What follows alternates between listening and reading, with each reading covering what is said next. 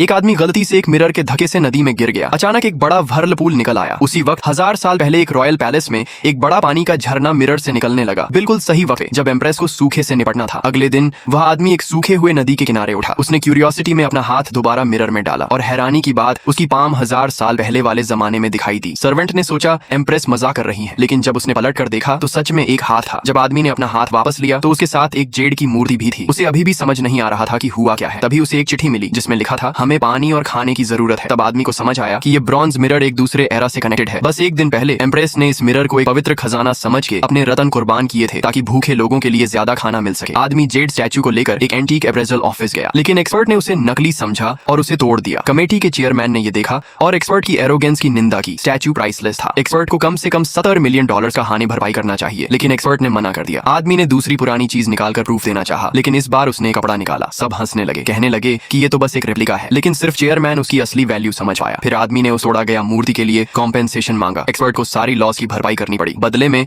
आदमी ने उसे जमीन पर घुटनों के बल चलने को कहा। चेयरमैन के प्रेशर में एक्सपर्ट को मानना पड़ा। आदमी खुशी से झूम उठा। फिर वो सुपरमार्केट गया, पूरा सुपरमार्केट का खाना खरीद लिया और एक विला भी ले लिया। मिरर के जरिए उसने सारी चीजें एम्प्रेस को भेज दी। एम्प्रेस मॉडर्न फूड देकर बहुत खुश हुई। तभी उस आदमी का हाथ वापस दिखाई दिया। एक्साइटेड एम्प्रेस ने तुरंत वो हाथ पकड़ लिया, लेकिन जैसे ही पकड़ा एम्प्रेस अचानक से मॉडर्न एरा में आ गई।